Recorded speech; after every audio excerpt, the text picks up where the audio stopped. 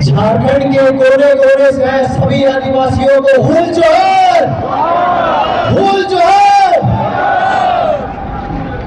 हमारे पूर्वजों ने कहा था, दोना देना लेकिन कोना नहीं देना, दोना देना लेकिन कोना नहीं देना। शायद हमारे पूर्वजों से यही गलती हुई कि हम लोगों ने इनको शरण दे दिया और आज हमारे घर में घुस करके ये अधिकार मांगे। जब ये मुगल शासन यहाँ पर आक्रमण किए थे, महाराष्ट्र से भाग करके जब ये छोटानागपुर के पठार में आए, तब यही संथाल भाइयों ने इनको शरण दिया और उन्होंने कहा कि हमारे मौसेरे भाई हैं।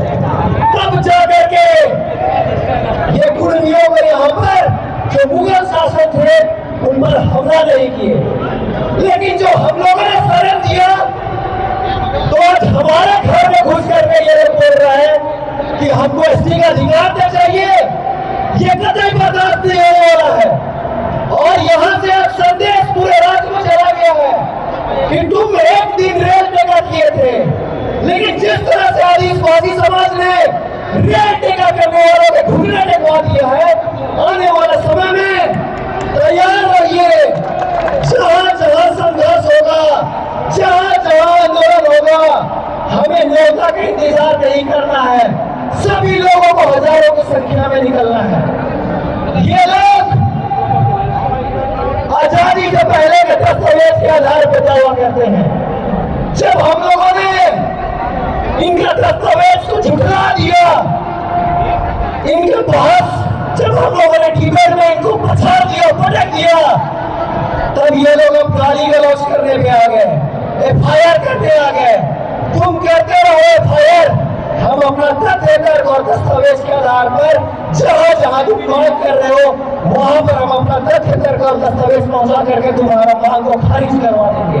और आदिवासियों का इतिहास है, ये लोग तो कह रहे थे कि मणिपुर बनने देंगे, हम तो शांति प्रिय लोग हैं। जिस तरह से तुम लोगों को भारत का संविधान मांग करने का अधिकार देता है, उसी तरह से हम आदिवासियों को भी अनुच्छेद 19 के तहत हम लोगों को भी right to freedom of speech and expression देता है, जिसके तहत हम लोगों ने ये विरोध दर्ज कर रहे हैं।